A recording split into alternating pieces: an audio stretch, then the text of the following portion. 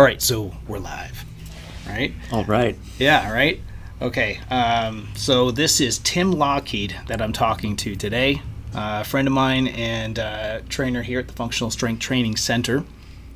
And he has a very interesting way of eating. I don't know if I would even call it a diet per se. Maybe you would call it that. I don't know. We'll get into that. Mostly, if not almost exclusively, meat and dark chocolate.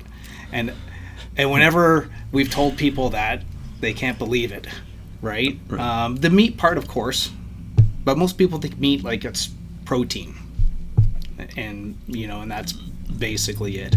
Yeah. There's more to that. We'll get into that, and then the dark chocolate is probably the most surprising thing. Like the meat and dark chocolate, I want to know: is that just because it tastes good? Is there certain nutrients, etc.? So my first question is, how did you come to do this? Well, thanks for having me. Yeah, buddy. On the show, on the podcast. Yeah. Thanks for everyone for tuning in. Yeah. Meat and chocolate. Well, how did we come in? Well, first, because whenever someone asks us here at the club, what do you eat? I just say meat and chocolate. Of course, it's dark chocolate. Dark chocolate, yeah. When I'm in line at a grocery store and I'm just buying, hundreds of dollars worth of meat and then $20-$30 of chocolate, I'm like, all I eat is meat and chocolate. Like, I'll say that to the cashier and the people behind me, and they're, what, really? They say, could I do that? And I'm like, well, maybe not. There's so the reasons for that. Yeah. Well, if we start, because where you kind of want to go with this cast, there's. We'll get there, but I think it'll help to have some context and background. Yeah. Of so I grew up many in North America, we'd always have meat, right? So yes. I'm birthed and breathing in the 80s, so in the 80s and 90s, and pretty much just whatever the family was having, I would have. But meat would typically be the staple.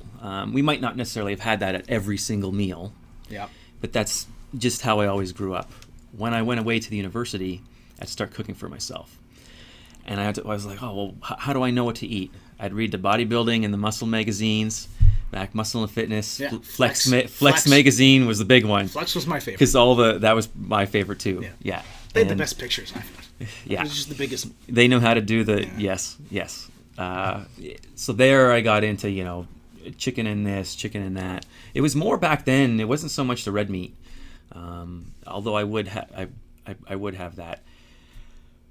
Finished university, I worked I'm a CPA, so I worked in public accounting. If you count my co-op terms, for 8 years. Yeah. And then there just came a point where there's a lot of reasons of, why didn't I become a manager or senior manager? Why did I start my business, Your Missing Link, because you're only as strong as your weakest link. Right. But anyway, and that's where people can find you if they want to. Yes, or here at Functional Strength. Yeah, that's true. I actually direct most people to the Functional Strength website. Yeah. Because it's that's where we're at. That's where you are, anyways. Yeah. Exactly. And my sister, so my older sister, she's a personal trainer, but she's also a holistic health coach, being a Czech certified coach like yourself. Right. But his kind of rival at that time was Poliquin. And I ended up, because I was more into the training, so I went more with I have my PICP level 1 and 2. Which is interesting because they started together. Oh, yeah? And then they brand. Did you know that they worked together? No, I didn't know. No, they dude, actually worked together. Oh, they were good friends. Yeah, like when Paul, I won't digress too much, but like when Paul Chek started doing his own thing, he praised Charles and all this stuff because they did a lot of work together. And then there was a falling out of some sort. I don't know what it is, but yeah, they actually worked together before they sort of became, I won't say rivals, but... Yeah, I never... it always seemed like a friendly... Because if Poliquin spoke of Paul Chek, it was also very highly. Yeah. He said, maybe here's where I differ in a couple of things. I think they reconciled afterwards. But there was a okay. parting, and then there was a reconciliation. Right. Well, because a lot of their approaches, very similar. Very similar. Looking at Chinese medicine and... Yeah. Nutrition aspects and detoxification, which I got all the. But why do we gel so well together? Because, like I say, there's much more similarities than differences. Yeah. And it was. We talked a little bit about with the Poliquin courses, and then if he recommended a book, I would I was one of those students where often I would buy the books, and a lot of times, like Paul Quinn, if you ever ask him a question, he'd answer it off the top of his head. But if you buy the books and you see the source material, oh, so and so didn't come up with that on their own. It's from this author, or it's from this place. But yeah, probably around then the big book was Lierre Keith, and she had a book, the Vegetarian Myth. Or the Myth of Vegetarian. You have it. It's right down there. Yeah. It's right. It's somewhere down there. Right down there in your custom wood built shelf. That's right. And going through that now again, every point, I don't necessarily agree on every single point, every single sentence or paragraph, because some people these days they're too, it doesn't have to be all or nothing. But looking at that and considering myself, I thought it was pretty evident. Like, no, you need meat to some extent. Maybe there's someone who can do without. Right. I typically, so you got to be local. So if you're going to talk about fruit, are you living in a tropics, let alone subtropics, where you can, like the thing with fruit, there's something to it where like you've got to pick it and eat it fresh. Like once it transports, like I think fruit is really affected by just whatever happens to it. And again, this is it, whether we touch on this later or not, but whether someone is eating meat or plants or whatever, it's not just that you're eating it. How do you prepare it? Yes. How do you clean it? How do you cook it? Because I mean, if you overcook something or misprepare it, whatever it is, it could be great, but now you've I know you've screwed it. Now you've wrecked it. Right. So and that can actually happen with meat quite a bit in North America because of people are so afraid of germs and microbes. They overcook something and they kill it. Yeah. And that's just gonna wreck your digestion. I'm assuming when you're eating it as rare as possible. Especially a steak. Yeah. But even my roasts, they'll still be red and bloody in the me too. In the middle. Yeah. As rare as possible.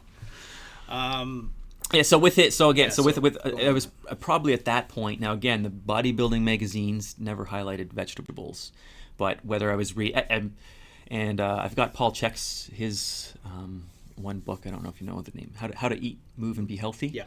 Like even Paul Quinn recommended that. Okay. Yeah. So I got it, and I thought this was great. That was the book where I remember reading that, and I read the section on microwaves. Within a day, I looked up the research on microwaves, the pros and cons, and I was like, oh, these guys are just trying to sell a product. The Russians are serious. Like this, there's harmful effects. I couldn't do it. I had to stop using my microwave. I just I don't think I've used a microwave in over 20 years. Wow. Yeah. That's even probably longer than my streak, but good for you, man. Yeah. And so considering that and what I learned in my courses, I was probably for many years. So this would be starting around 2010 now. Yeah. A lot of the chicken and rice, chicken and pasta, red meat on weekends. That's what I did from probably about 2000 to 2009, 2010. I competed in 2008 and 9. Right, in bodybuilding. That was in fitness modeling. Because that was, now it's evolved to there's classic physique, and even that is like way beyond what. Everything is growing. What I did. Literally. But fitness modeling in that 2000 to 2010 era was a bigger thing to compete in. Okay, and you were still doing, like you said, chicken and rice and more of the standard. That stuff, right? Yes. Yeah. And then where I evolved with but I did my biosignatures to get me where I am. So that's where it kind of started to change. Right. And the biosignature, just for people that don't know, that's the Paul Quinn testing sort of to see what your biosignature is, which is what does it dictate what fuel you run best on or that your cells run best on? We could have a whole podcast on what I've seen with biosignature, but it's where you're sum up the purpose of a biosignature. They take your caliper measurements on 10 or 12 body fat sites, and there's an algorithm that has ratios. Yeah. And if a certain place is out of, because one place might be, okay, you can have 4 millimeters. Yeah, another site you could have 10. Right. But if one is 4 and the other is 20, why are your legs so relatively fat? And that would correspond with the female fat sites. Certain hormones. Estrogens, estrogens. Right. Yeah. So that was the same time I was learning the importance of detoxification, infrared saunas. And that was the thing. Well, actually, when I was doing those shows, my upper body was getting leaner and leaner and my legs weren't. That's what you were saying. It wasn't until I started taking DIM Yeah. which they laughed at me in the store because they said, you don't have ovaries. Yes. DIM is not going was- to... Why do you need this? But I concurrently, I pretty much did the DIM and the infrared saunas. I might have started the DIM even shortly before and still didn't have it. And then when I did the infrared sauna, like both seemed to have a synergistic effect. But then all of a sudden my legs like leaned out, and so at least my upper and lower body match. One of my things, I know I'm not huge, but at least I have like front to back, left to right, top to bottom. Like I'm pretty. You got some symmetry. I'm symmetrical. Yeah. That was one of my strengths. Yeah. But I could see it myself. Like holy, okay, there's that's something to this. That's really nice. And then when as an account, I was using my vacation to take Poliquin courses. Yeah. Whether it was back then they were more like a week long. Oh yeah. Oh yeah. But I kind of shifted. It was a commitment. It was the same with the Czech courses. They're you had to go to California though. Well, no, because they started coming up to Toronto. Oh, they did. Okay. And sometimes they would tag them on to the CanFit conference. So you'd go to the CanFit conference, and then you do a week of Czech. Smart idea. Or something like that. That was a smart idea for them. Yeah. So okay, so at this point when you're competing, you were still doing that. So when did you start to get off the vegetables and start to look into either the anti-nutrients, which is sometimes they're called. I know they're sometimes called that, though, right? Yeah. Whether they're just like natural protective mechanisms of plants or whatever. What did you find out about that? And is that why you sort of started to eat less and less of that? Well, that'll be fun because that'll be the next kind of sort of decade. Yeah, so around that 2008, 2010, up to about 2018, I was pretty much eating half meat, half vegetables. Okay. Like I would have, if I had an arugula salad, like how you buy those things in a clamshell. Yeah. Like I would have that. The whole thing for me would be one salad with maybe flaxseed and if I put apple cider vinegar or whatever seasoning. But it was pretty much, at least what it felt like in volume was more 50-50. Yeah. Probably calorie wise, I'm not a calorie guy. Yeah. But it would the animal products and the meat, it would have been relatively more calories, but by volume it was that. Okay. Now, even though I knew about all of the like with the vegan stuff, I mean, this is a tough one because a lot of those people, there's those forks over knives and all those things, like they outright lie in their documentaries, or if they do books, like there's just outright misrepresentation, which is how the whole cholesterol myth thing started, just manipulation of data, omitting data, or just the Ansel Keys study, is that what you're referring to? Yes. Right. Yes. And there's more, I'm sure. And right? more. But that's the one that kick-started it. And that's the thing with, again, not to digress too far, but with a lot of these pro-vegan, pro-vegetarians, it's a person who's starting out as a vegan and as a vegetarian that are setting out to prove a predetermined point of view rather than just pure research. I find for them, yes. Yes, that's what I'm saying. On the vegan and the vegetarian, I'll say pro documentaries. Oh yes. In those documentaries, not like, necessarily the it's individuals. Not like, let's go out and see what's in the world, and you need to go back to, you need to study old books, like this one right here. One of the best ones is Nutrition and Physical Degeneration. And that's when people set out, like Weston Price was a researcher and an explorer, and he was a dentist. He might be considered a holistic dentist by today's standards because he used to see the correlations between a person's tooth, mouth structure, jaw structure, and their overall health. That's what that book is about. Right. And in his things, he never found a purely vegetarian tribe or group of people. They would do that to supplement their diets when there was no meat around. So they would still eat it. Right. Or they would eat it as like a little thing. But whenever there was meat, that was the holy, substance. If you could get it, you would eat it. If you could get it, you would eat it. Exactly. Yeah. Right? So anyways, back to...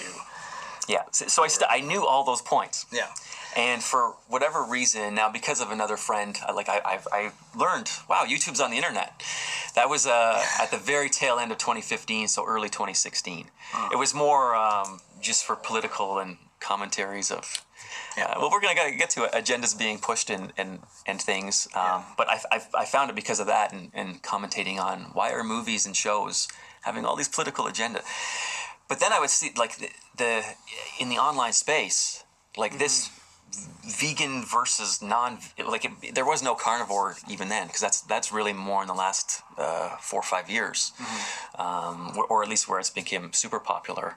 Yeah. But it was just like there were these online battles, and I kind of ignored it for a couple of years, but then it was so much, and I was getting more questions on it with what I do with the training and nutrition. So I was like, okay, let me look into, again, both arguments a little more detailed, and it was just the whole thing was just kind of a show. But even knowing what I did, it's still like I would maybe subconsciously, like I'm just hearing, I was like, okay, well, some of these people, they eat, exclusively fruit and vegetables. And I thought, well, like I was even thinking just kind of maybe budget-wise, well, what if I shift? I don't know why I thought this, but I went from like the 50-50 to 80-20, but 80-20 plants and meat. Oh, plants and meat? Yeah. I was like, why would I do that? I don't know, it must have been, like, I think in part because maybe the meat, I was just, that always seemed like it took more preparing it and having to plan, and I would have to buy this, and whether I have it fresh or whether I have it in the freezer and thawed out. Whereas if I just wanted a salad or to cut up a cucumber, that was quick. For me, it's the opposite, man. Meat is just... I know. Right? Just because I'm so basic, salt and pepper, and now with air fryers, which is basically a healthier version of a microwave, it's ready in 2 seconds. Yeah. Anyways. I honestly don't know what I was thinking, but I did that for a short period. And maybe I was just thinking, just let me experiment on myself. Yeah, sure. It only lasted no more than 6 months. Because that was like in that summer. That was the summer I tore my hamstrings. I had like bruising in the back of my hamstrings. I think that was 2019. Yeah. And I was, but I just, after about 3 months, I was kind of feeling just lethargic, and my workout numbers, like normally hey, instead of working on a flat bench, can you work on a 30-degree incline, 45-degree incline? So every month, like there's just be a different variation. So somehow I'm getting better every month. And that's happened for, at that point, it would have been training, say, 20 years or so. Yeah. But in that little phase, it was like, why am I all of a sudden just, like, the only other time I probably felt that down was when I started the BioSig stuff and I cut out carbs. And it took me 3 months before really just, say maybe having an apple a day max before I was carb adjusted. I wasn't even that super high carbs, but I was having... all those rice and pasta bowls.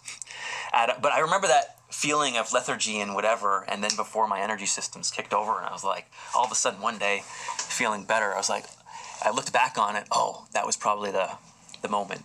But I did this thing, so for like this half a year, I was 80-20 plants meat. And I was like, why did I do this? Was... and I do believe in the like eating with the seasons, eating energetically. Yeah. So if you know the doshas, I'm a pitta type, which is the fire. So I need something cooling. A lot of vegetables are considered cooling. Yeah. And that actually does work well in the summer, but probably because I had done it for all winter, all of this spring. Right. And then I just said, okay, I'm stopping this. And around that time, probably with whether you want to carnivore or whatever, like that was gaining more momentum. And I said, look, if I substituted just a little bit, and like my workouts were getting worse. So it was like, but here's another thing though. A lot of people, they get into the like health and fitness space. Yeah. I find most people, they had a sickness and they're trying to fix that. That's most. That's probably 90%. But there's probably 10% where you were an athlete, and no, you just you want to put more because you can't eat. But even Paul Gwynn has something similar. Maybe Paul Check. Like you can't lie to an athlete because you have, whether the Olympic is 4 year, but every year there's the World Championships. Every quadrant, like you have to improve every season because you have to work on your strength, to your power, then your skills. Then you're competing. Well, notice if you're dipping, it happens. And so I noticed that, and I said, you know what? If the 50-50 that I went the one way, why don't I go 80-20 the other way? So that's where it's a big experiment for you. That's where I am now, and that's where you are now. Yeah. Right. Yeah. Now, So you're 80% meat. Yep. 20%. Maybe not meat.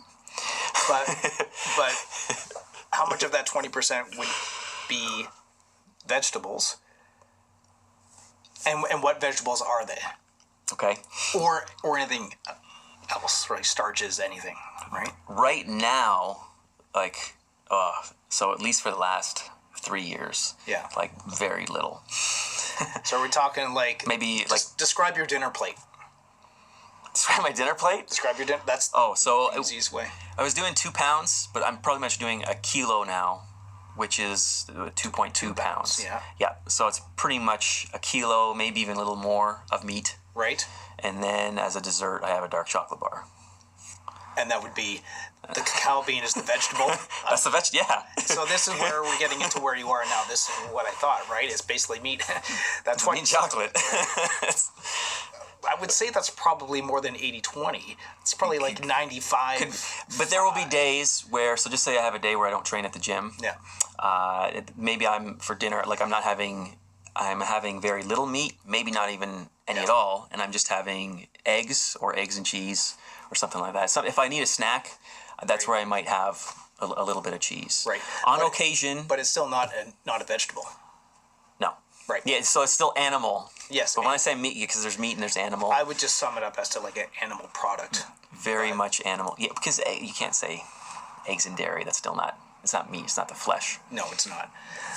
But yeah, so I'm probably like 90% or more of it. But the dark chocolate, so as a little kid, now these were candy bars. They're not chocolate bars. I thought of them as chocolate bars. Yeah. But I loved that. Then I got away from it for like 10 years. And then when I came back competing, there's kind of a trend of a few things I did as a kid. It came back when I started, because I would cut other things out. Like I cut out TV and for a few years. Oh, wow. and I did all this. That's when I came back to comic books.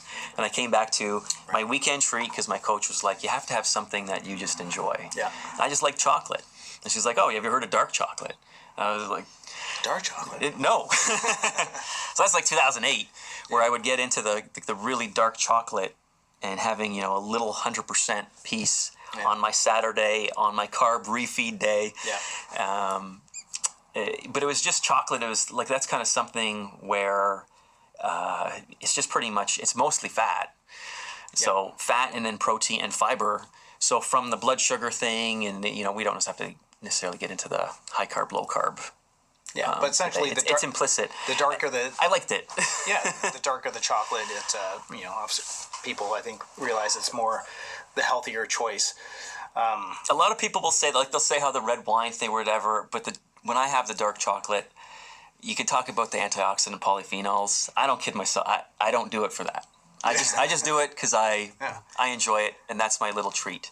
I wish I could give credit to who this was from, where I heard this, but there was some point along my career, either hearing in a podcast or seeing in a book, like it might have been like some older, like one of these old curmudgeons in the training world. Like you could eat, like just say you had a 90% clean diet, you could eat 90% and then 10% Skittles, and you would still be lean and in other words, if you were really that spot on with not just your nutrition, but even with your training, with your sleep, if you do something like a sauna or Charlie Francis, he was really big into massage. If you are on all of that and have anything, and I thought, okay, well, I'm not going to have like GMO corn syrup food and whatever. So what am I going to have?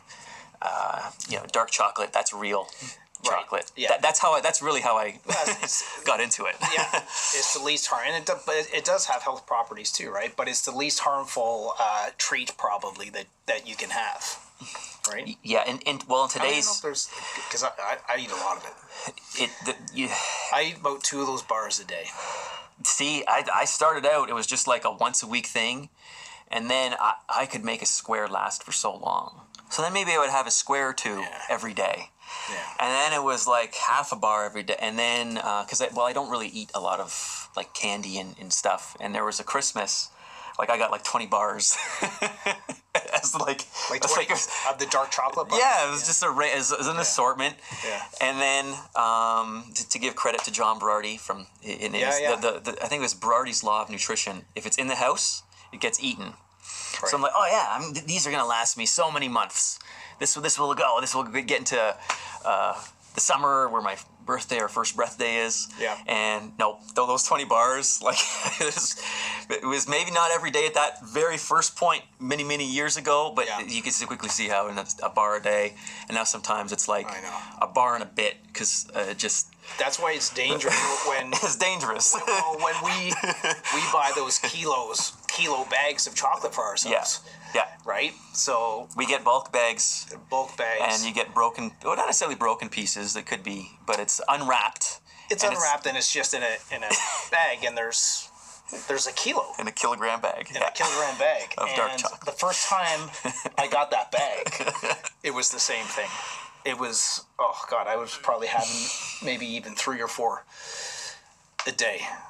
Yeah. Because it was, because it was there. And I wasn't running out. I'm like, I got a kilo. Right. So, anyways, tapering back on, too much of a good thing. Well, but now this is necessarily a knock against chocolate or...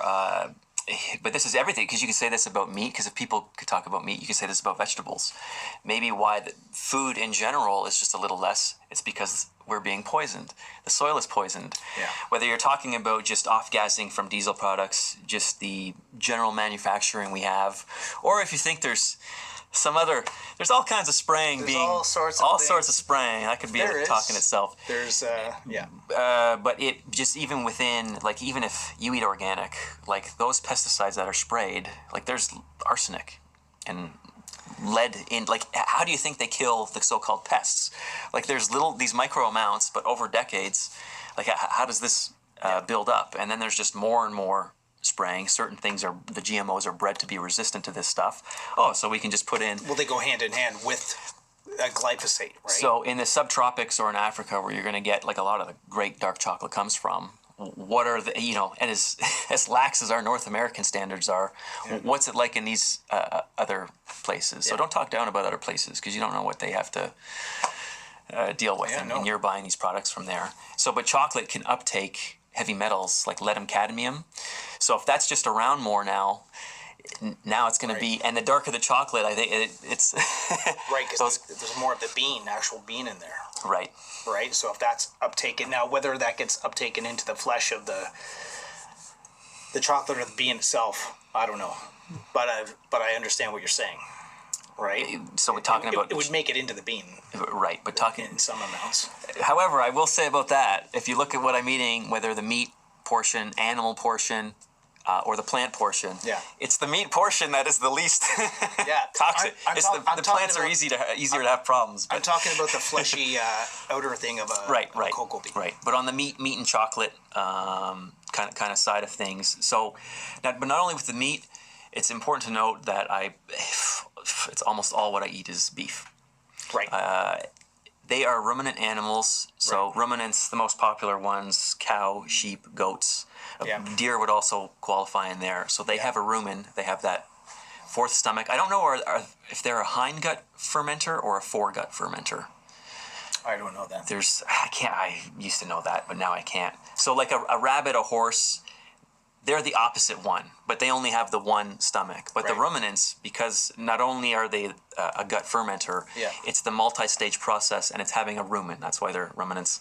Right. So the level of nutrition extraction that they're capable of is just, it's unmatched.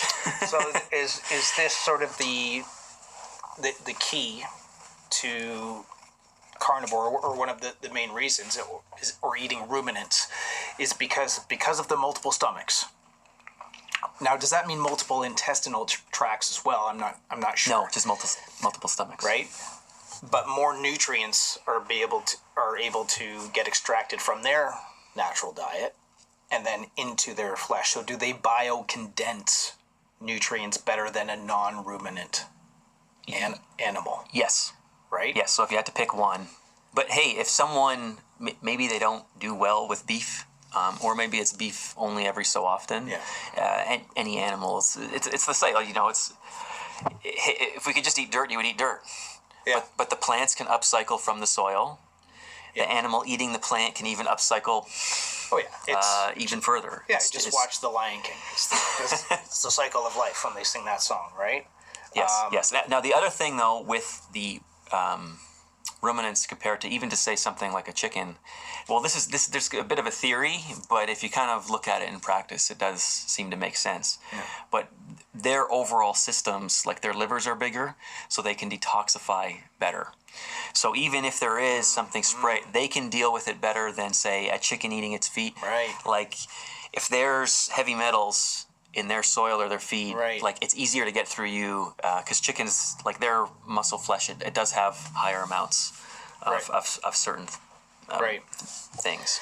Which sort of makes you wonder, because there's also a big thing on eating organ meats, and livers in particular. Right. Right? So like nose to tail ground beef.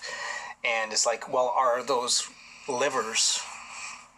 Now, of course, you would only eat the liver of an animal that was grass-fed or pasture-raised, and the best that they can do anyways. Right. Right? Would those organs still be healthy to eat? Probably yes. Well, as long, I wouldn't be necessarily having a conventional feedlot for that type of thing. Yeah, right. Like the grasses aren't sprayed directly. Yeah. You know, when we're talking about spraying now just from grass-fed pasture animals, the only thing would be but they're still off. Yes, but they're still off-gassing just like in general. Yeah, like the persistent. What is it? The persistent pollutants. Yeah. The persistent organic pollutants, the POPs. Yeah. Or because now it's just so pervasive. Right. Like it's. but it's everywhere. Yeah, but a cow, not on a feedlot, it's grass-fed, grass-finished. Really, nothing sprayed on the grasses or the herbs that it's eating. For whatever reason, it seems like they can process that and deal. So it's almost and as their if livers would be clean by the time of slaughter. And they've done a level of detoxification before it gets to you. Yeah, so these things, it's now we can have a liver and a organ conversation, but whether it's even a plant, because sometimes I see this, like the vegans would do this with the animals and say, oh, but that's an inhumane way to raise an animal, therefore no animals. Well, why don't you just raise them properly? But another argument would be, I don't really see anyone doing this, but just say, okay, you spray pesticides on plants. Yep. Well, no one's saying, oh, well, because it has to be sprayed, therefore no plants. When it comes to the plants, people will say, oh, yeah, of course, just get them unsprayed. But when it comes to animals, like, why don't you make the equivalent argument, which is just have cleaner animals? Like, there seems to be a two-way standard in that because of agendas. Well, it's because they're saying that, plants aren't like sentient beings. But it's not a knock on. You got to find the real hippies, like Lynn or Lear Keith. Right. Where she went through that phase where she didn't even want to eat plants because she was thinking, oh, they're alive too. Right? Yes. I'm just pulling up our notes here. Yes, but it's not a knock on anything. So with the livers, it shouldn't be a knock on any food group just because we're being poisoned. But we need to talk about, like, hey, right. Why are these things happening? And with the liver, the only thing I'll say that you get from a cow how many hundreds of pounds of meat, and then the liver is 5 to 10 pounds. Yeah. Because you never buy a whole liver. You always get it in slices. Yeah. But unless you're eating it, so I say, if you're going to do nose to tail, you got to do it in the same ratios. Yeah. So if you're like 50-50 muscle, meat, and liver, I'm like, that's, you're not meant to do that. Right. Yeah, no. I don't know what the nose to tail ground beef just ratio on that tangent. Is. I doubt it's 50-50. Can you think of any specific things from vegetable standpoints that cause either inflammation in the body? Like I said, they were called anti-nutrients, or whether these are phytates or whatever they're. Okay, so compared to others in the carnivore community, I'm not so much into the whole anti-nutrient. Right. And like pick a scapegoat and blame it. I'm really not. I do think it is something you have to be more cognizant of. But one could just say, why don't we get back to old ways of like the podcast I was listening to? There's a French cuisine. Like there's a way every vegetable you get, there's a very strict and particular method of preparing it. Yeah. Like whether you're peeling something or whether you have to boil for so many days. Yeah. And say, hey, well, you know what? Even with animals, like there's a way to skin the hide and there's a way to do it cleanly so you don't get the intestines or cecum to spill over. So it's, but again, you have to be consistent on both sides. And why don't we just talk about the preparation and the food quality? So the anti-nutrients, I almost think that's like, again, so Daniel Roytis, the podcast I listened to with him, he's like, nature is being used as a scapegoat. Yeah. So same thing, oh, people are sick. Oh, must be a virus. You're not going to look at, are we being poisoned? Are we living healthy lifestyles? Yeah. Something goes wrong with the food. Oh, it must be this very, where you're just so narrow and it's like, oh, there's this lectin, there's this, there's that. But I'm sure you could find something in meat too. But when you eat the whole meat, like or the whole animal or just the whole steak, like there's synergy there. With plants, if you have a whole plant prepared properly, is there synergy there? And and there's also there's obviously GMOs, which is that's when they're breeding plants with other species. So these are interspecies breeding, which does not exist in nature, and all sorts of weird things can happen. That's too big of a topic. I don't want to tackle it. Let's just say that they're not good. Yeah. But even through times, there's been specific breeding within the same species to make plants either a certain size or color or things like that. So man has intervened over the years with things. So that, I would say, it doesn't just change the external profile, but sometimes the internal profile of plants. So have we done that to our detriment too? Yeah, probably. That's just a thing. Like, I don't really know. What I would say is, though, if someone is going to eat some plants, like to have an animal, okay, just make sure that animal was raised humanely. Yeah, exactly. And when you eat it, like so I only eat one meal a day, so it's fairly easy for me to do. But I always say, it's turned into like a 3 to 5 minute. Say like I'm thankful for so many steps of the way, and for like even my family, just everything in the nutrition we're eating. I wish the same for everybody. So I do that blessing, but eat the whole animal, honor the animal. Having that perspective. But what was I going to say with the anti-nutrients thing? I don't know. You have to do so. Like the animal, how much research do you have to do? Just make sure it was a human. With the plant, you've got to do your due diligence. Yeah. So hey, if you're just having a very simple lettuce leaf, sure. If it's a fruit and it's local and seasonal, freshly picked and okay, maybe that's like you don't have to do as much there. But hey, is this thing bred to be a hyper sugar version of said fruit? Or hey, this plant, was that plant just bred because it's super fibrous or super tough and it was used as goat feed and then even the goats rejected it and now they're feeding it to humans? Like you got to do that research on the plants to just make sure, have we really been eating XYZ plant for hundreds of years? Or like sometimes when people make claims of hundreds of thousands and millions of years, I'm like, how do you verify something has really been done that long? But if you're going to have a plant, like it's going to take a little more homework. How was this prepared? Oh yeah, did they have the skin or not? Yeah. Did it have to be pre-cooked and cooled? That's why meat is so simple for me. Yes. Again, it comes down to like how simple do you want your food for me, anyways.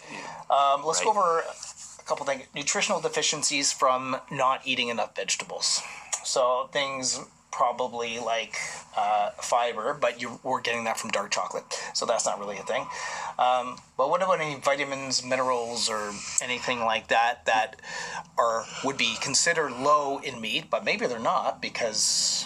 Well, so fiber, I would recommend looking up Zoe Haricombe, and because she's got the best presentations online about why fiber is not a nutrient and where all this fiber nonsense come from.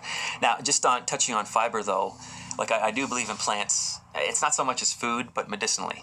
Right. So using certain herbs, and people will say, oh, well, that's still a farmer approach. But I'm like, no, they've corrupted. Like in nature, it's okay to use something for a wound or for a burn or for something internally, and whether it's a headache issue or. So I do believe in plants.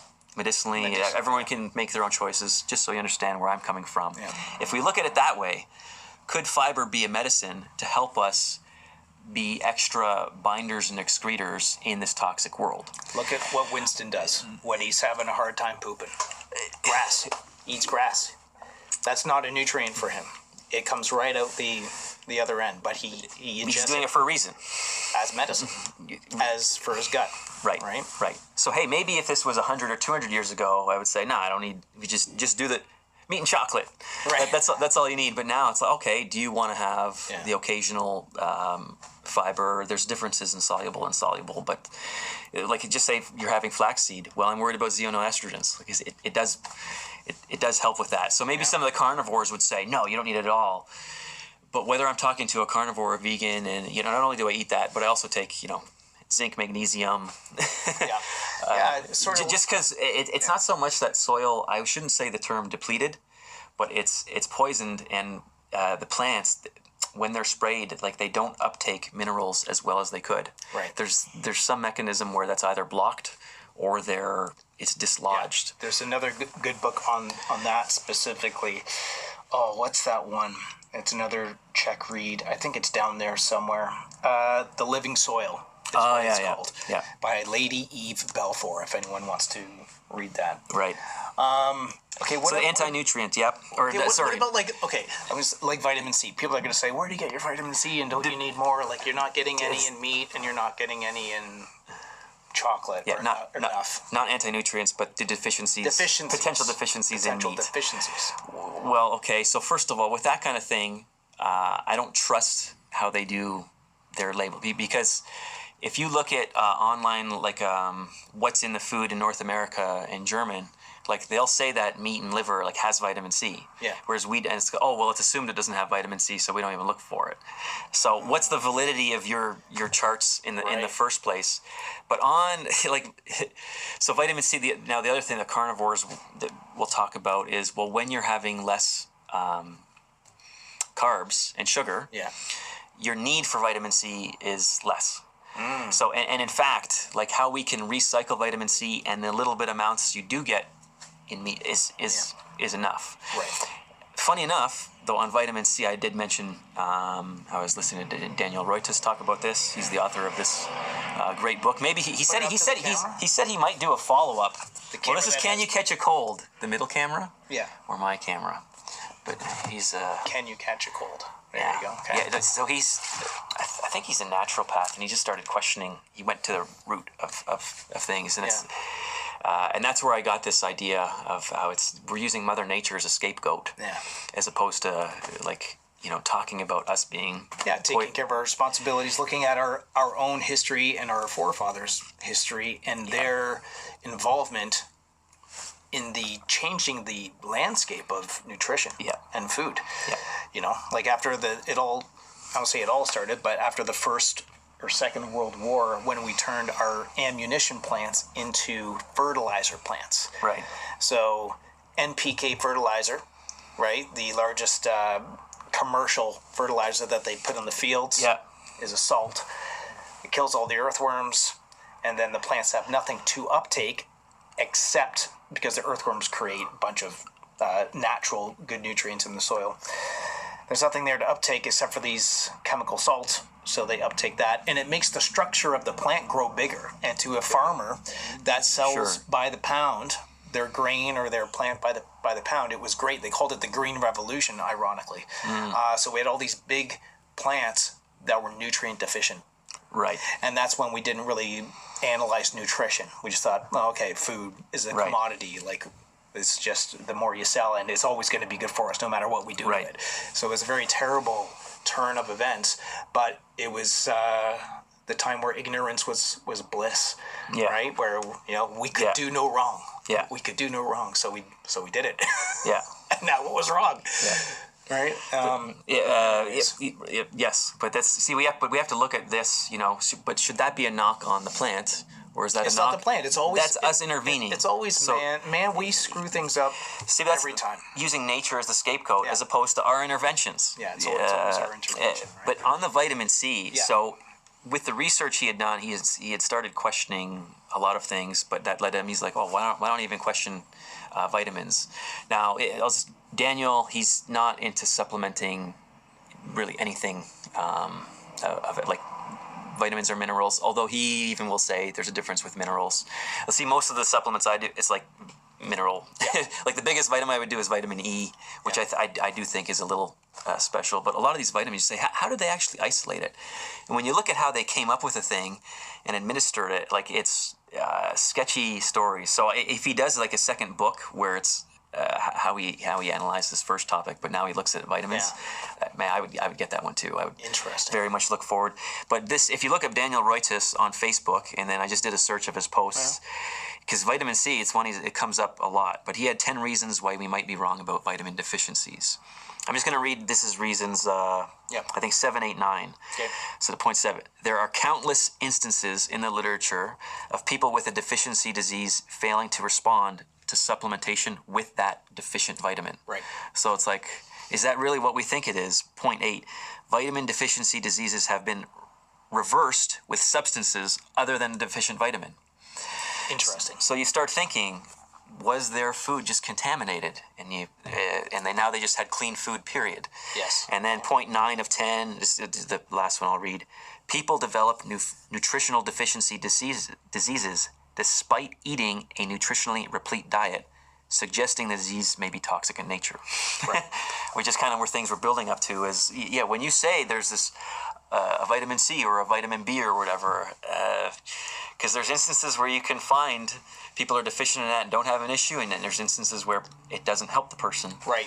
Can you hand me that blue book? I'm going to hold the biochemical individuality. I think we went over this one. So this one, it basically speaks to Tim's first point there, where people like on either a blood panel or something would have technically by the standards of the allopathic medicine, they would have a deficiency. So like, oh, you're low in this, but they would have no symptoms. And that book goes over so many instances where that's the case, and different people are different, and you can run on very little of a certain thing if your physiology is adapted to it, whether that be genetically or epigenetically, whether your influences that you're imposing on yourself or have helped you adapt to functioning on such a low level of said nutrient.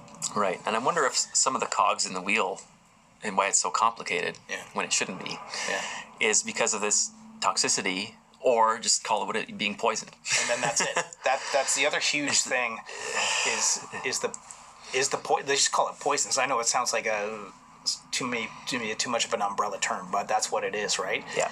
There's so many poisons. You said to me once, and I don't know if you were talking, this is what you would say to your clients. You're like, I don't train any harder than you.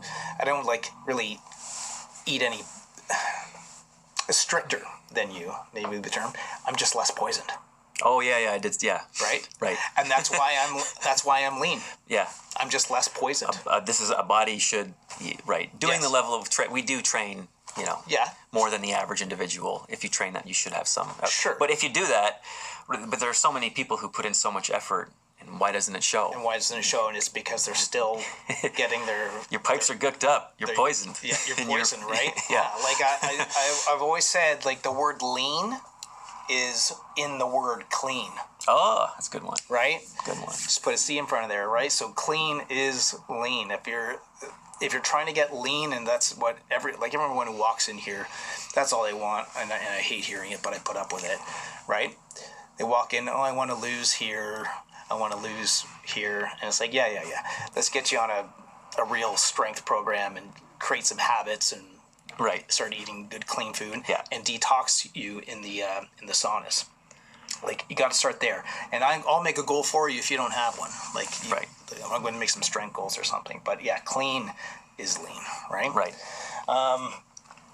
Now that died, but a few of the other arguments against meat type points. Yeah. Well, just without us getting into super detail on those, like that's why I'd suggest like this book, Sacred Cow. They do a wonderful job, and then even the interviews on it if you're looking up the author, or her weekly newsletter. So especially ruminant animals, but animals in general, they make a healthier ecosystem. Yes. And in the ruminants, it's arguable they make the healthiest ecosystem of all. Okay? Yes. I'm not into the whole carbon thing is bad, but if you want to talk about that, they carbon sequester. They're a net I say not plus, but I guess maybe it's a net minus as to what they actually sequester into the soil. It would reduce quote unquote carbon. I don't even think that's a thing. But now, is that with their whole interactions with the grasses and with the ecosystem they live in? They're chewing, they're stomping, they're peeing, they're pooing. Yeah. Yep. Right. So the amount that comes, they're cow farts, which is the thing, right? Yep. But that goes in, but the overall existence of a healthy cow being raised the right way. And they have to be rotated, and there's a whole thing to it. It has a negative net.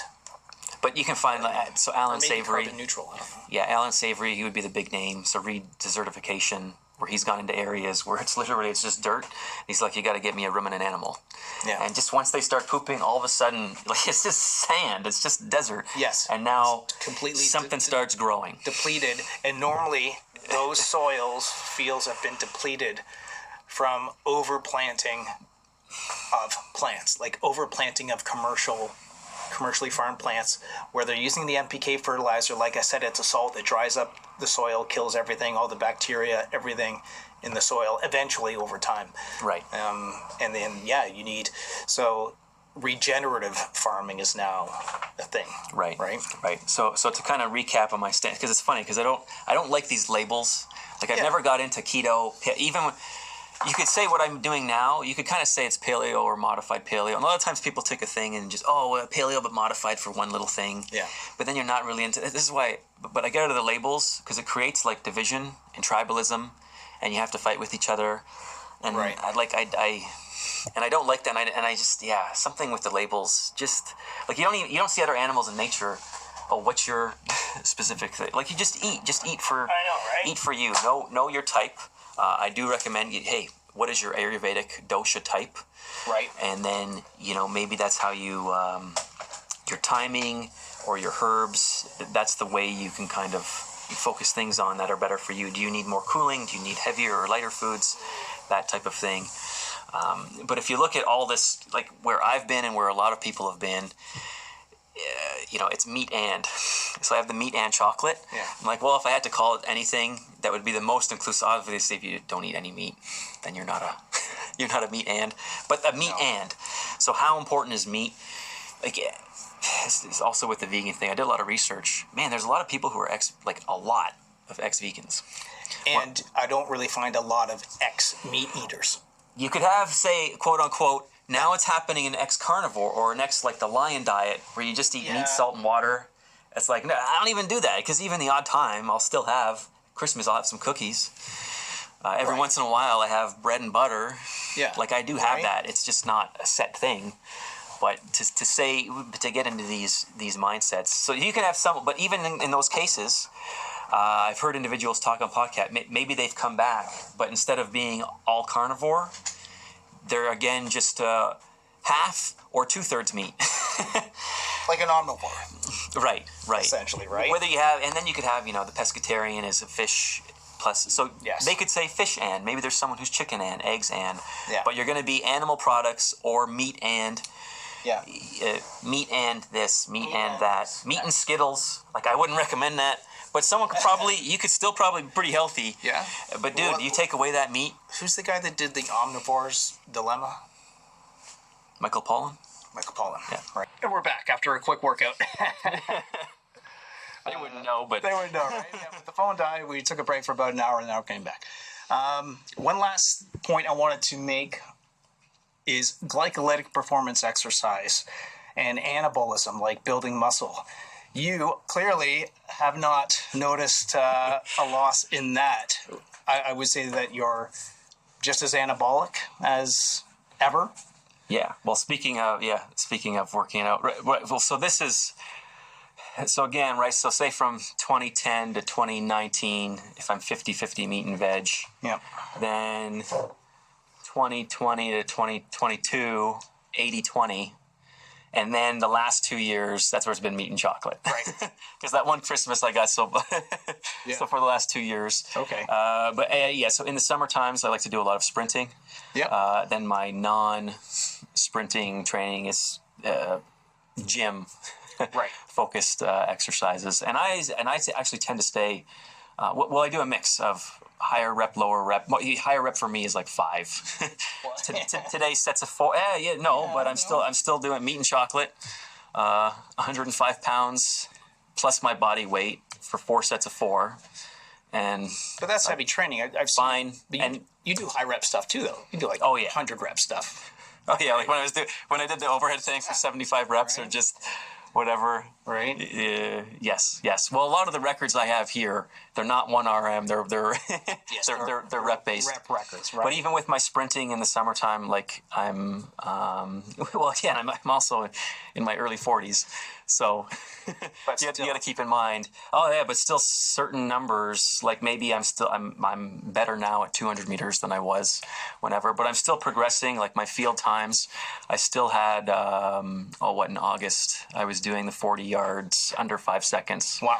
So I'm still incredibly fast. That's the meat and chocolate. That's the meat and chocolate, right? So there's there's no. And then I was listening to who was just another podcast about this, and it's I think it was Thomas DeLauer, and he's interviewing Dr. Sean Baker about all this, and just like between gluconeogenesis and the hepatic glycogenolysis, which is when your liver can convert it even better. It's almost like there's a signaling effect. Okay, we don't have blood sugar in the forms of just carbs coming in, so we need to make it and then make more use of it. Almost like when we were talking about the vitamin deficiencies. If something's so low, your body just sort of becomes more almost fuel efficient with that particular thing, right? So there's guys or people doing glycolytic performance exercise and they're not really suffering. Maybe if that was your pure intention, add some carbohydrates like post-workout or something for an anabolic effect. That's what I do. I have some fruit afterwards, but it's definitely not the base of diet. But you know what? Probably though, from 2020 to 2022, instead of meat and veg, I was probably more. It was the 80-20. I was probably meat and fruit. Yeah. But a botanical fruit. Don't forget, tomatoes are fruits. Right. Yes, they are fruits technically. Cucumbers are fruits. Yes. Squash, pumpkin, seeds. Like many things that we think are vegetables are actually fruits. But when I had mentioned before, like when I was looking at the online debating and the vegan versus whatever, some of the most compelling stuff for me was those former vegans. And one of the Bobby Risto of Bobby's Perspective and Robert Kassar of Earther Academy. And then he came up with, he called it the gecko diet, which is meat and fruit. Right. So we get all these things. So I know if you're not a meat person, that's not going to apply to you. But look at how many groups it does. The old expression, meat and potatoes. Yeah. So you got meat and potatoes, meat and fruit, meat and veg. Some people do meat and water. It's just meat and something. Meat and chocolate. Yeah. Like I said, I'll probably go to more of something else. It is. But it will be meat and. Yeah. Barring this bill, I hope it's meat and. Yeah, that we're going to talk about now. So, so to get on to the next topic, which is Bill C-93 here in Canada. 293. Oh, C-293, yes. It's in the Senate. A bill to become law in Canada needs to pass 4 stages in the House of Commons and 4 in the Senate. It's done all 4 in the House and gone through 2 in the Senate. It's in its second reading. And then after that, it can be passed for royal assent because we're still slaves to to England, of course. We're not really our own country, right? Royal assent, and then it becomes a law for Canada. But it's in the second stage, or in the second reading, the Senate. It's pretty far. Yeah, how is it even that far? Incredibly surprising to me that there hasn't been, but it's like anything. You're not going to see this on CBC or anything, and I'm sure there's a lot of liberals that still like a good barbecue, right? Oh, sure. Yeah. My dad would be one. He's a liberal, but he likes a good barbecue. So, Dad, if you're watching this, you got to rethink some of your political standpoints there. Anyway, so to sum up this bill, here's some things. And remember, this isn't the entire bill, but these points are woven into it. And I don't know if I said this before we got cut off, but tyranny is always gift wrapped in safety. Tyranny always comes gift wrapped in safety. That's right. So this bill is wants to be part of what's called the Pandemic Prevention and Preparedness Act. So they're doing this bill in order to prepare for the next pandemic. Like they almost know it's coming, right? So this enactment enacts the Pandemic Prevention and Preparedness Act to require the Minister of Health to establish, in consultation with other ministers, a pandemic prevention and preparedness plan, which is to include information provided by those ministers. Okay. It amends the Department of Health Act to provide that the Minister of Health must appoint a National Pandemic Prevention and Preparedness Coordinator from among the officials of the Public Health Agency of Canada to coordinate activities under the Pandemic Prevention and Preparedness Act. Whatever. They're just, we're creating literature to give rules to you for our next pandemic. But here's where it gets a little more interesting. The Pandemic Prevention and Preparedness Plan must include to regulate commercial activities that can contribute to pandemic risk, including industrial animal agriculture. They give that as a specific example. Right. Okay, so next is to promote commercial activities that can help reduce pandemic risk, including the production of alternative proteins. So suppressing animal agriculture and uplifting either vegetable proteins and crickets or bugs. Or frankenfood. Or frankenfood. Which isn't even, right, so you're not going to get the food synergy. Yeah. We talked about the anti-nutrients. Well, you just say we kind of, that wasn't a main point for the plants actually, but for bugs, that's... They have defense mechanisms. And there's just weird thing, like... yeah. Just weird compounds in bugs that you can see or you can imagine are not good for you. There's a couple for sure. I don't have the names of them. Yeah, that's almost. It's just like your human right to. Yes, I'll say it. It's your human right to eat meat. Like we've been hunting and fishing since we were able to. Right. Right. Have the choice at least. Exactly.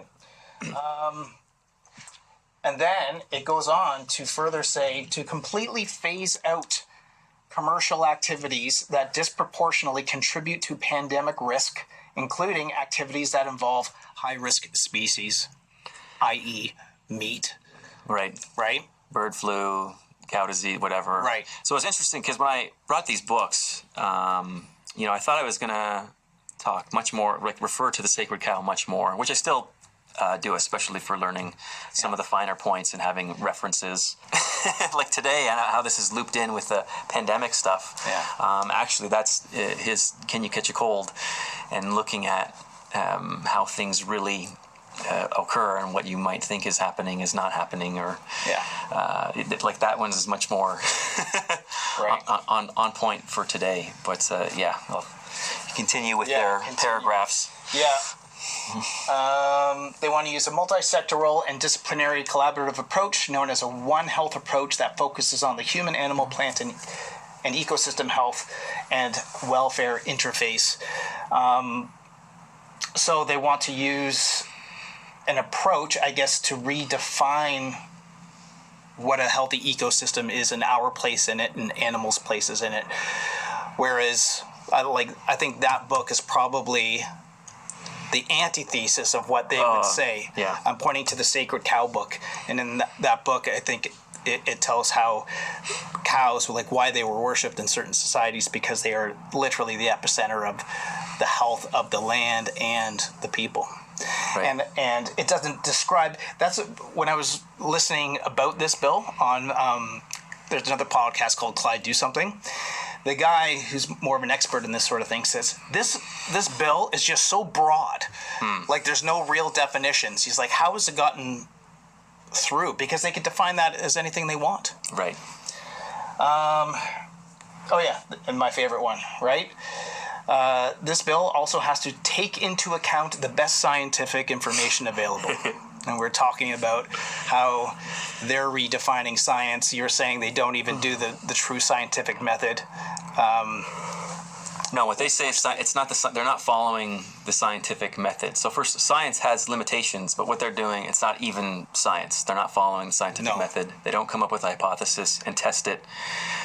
They're just saying what they want to say. Right. Test it, and then it needs to be able to be retested and proven separately, refined and correct. Yes. Right. Yes. and recreated. But even in the scientific method, you have to have, if you look at experiments, you have to have a control group, and you have to, there's all these other elements. Yeah. But they're not doing any of anything. No. And again, I said it before, but it's Jeffrey Smith when he did. What's the name of that one? This like Monsanto versus the world or something. Right. Like Yes. that. Yeah. And he described GMO science as having bad science down to a science. Like they've got their version of science, and it's so calculated and everything. And to people who that aren't scientists, and myself included, but they can make any argument sound convincing if it goes over your head. Right. You know what I mean? Right. Because I don't even know how to challenge that, is what the general public will say. Yeah. And of course, there's the just implicit faith right. that anything the government does is good for us. So how to be liars and manipulators. Yeah. They have kind of that down to a science. Down to a science too. And then lastly, this bill has to take into account the recommendations made by the advisory committee following its review of the response of the coronavirus disease of 2019 pandemic in Canada. So it's all going to be based around fear,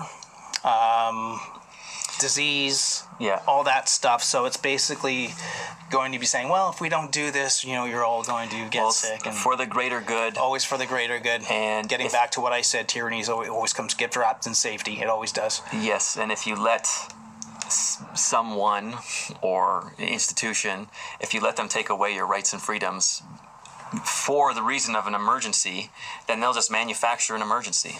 And then even when they manufacture an emergency, man, at least in the old days they had to put in some effort. Now now they just kind of say it. Yeah. They say it on paper. Oh, well, there's an emergency because or they do whatever, some bogus test, or they just, I don't know, they just have to have a press conference and say it. That's it. Like there doesn't have to be anything anymore. No, and then it's just invoked. So ridiculous. Invoke an act or an order or whatever. Yeah. Anyways, I think that's it. Did you want to add anything else? With the bill, I just wanted to bring it to light that is a thing that's happening, and anyone who's listening should look into that. Yeah. You can always write to your MP or whatever they tell you to do, but you always vote with your dollars. So similar playbooks to, I guess in the World War II, maybe one, but their control mechanism then was food rationing. Food rationing, yes. Oh, we have to do this or that for the troops. So, and of course, we need meat for the troops. Hey, if meat was so bad, why is it that meat, the troops get the priority, right? But anyways. Oh, because apparently our physiology has changed in 100 years. Oh, now it's bad for us. Yeah, so there's a food, but this is just food rationing, but now instead of having to cut back for the troops, it's because it's dirty or it's dangerous or it's going to lead exactly, right, to some whatever they say it's going to lead to. So the onus, it's on us, right? Something I've got to get into more is growing my own food, because right now I buy, but at least even though I buy, what do you support? Right, and I support meat, and farmers, ordering from, direct from farmers and getting the quarter cows and half cows. Well, so that doesn't have to be that, but there's what can we do to support? Well, that's 90% of what you eat. Then that's probably a good idea, right? I think is that it? Are we good? I think that's it. It's just just say no. Right. Just say no, if the next BS. If someone tells you to close down or stop doing something, just don't do it. Don't do it. If it ever came down to nuts and bolts and you just do the right thing. Right. So let's say do the right thing. Do the right thing. Yeah. Right. I don't think on anyone's deathbed they're going to be. I wish I complied more with false pandemics and false. Well, I guess this is where orders, kind of that legal stuff we look at sometime, or the lawful stuff. Yeah. It's if someone says something, say, "Oh, I'd be happy to comply if you can show me X, Y, Z," and then list your criteria. Can you show me where this has been validated? Can you show me, there's elements like that. So if something ever happens, we can always do a follow up and a stay tuned and have some specifics there. Yeah, perfect. But at least it's in the time being, it's food for thought. It is food for thought, literally. So where can people find you?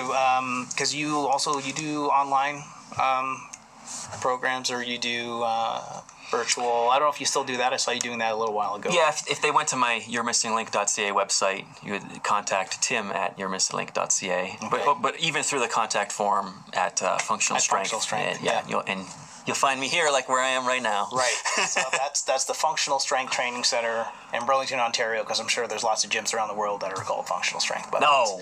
That's we're the only one. So that's it. So thanks everyone for listening. Any questions, please leave a comment, because I'll try to answer them, or if you're listening. And I think that's going to be it for us till next time. Remember, stay strong and free. That's it. That's it. Thanks. Later, buddy. Thanks for coming. Thanks for watching or listening. If you did like the content, please hit subscribe so that we can create more content like this. You can check out all of my strength training programs and supplements at thenaturalalpha.com. Stay strong and free.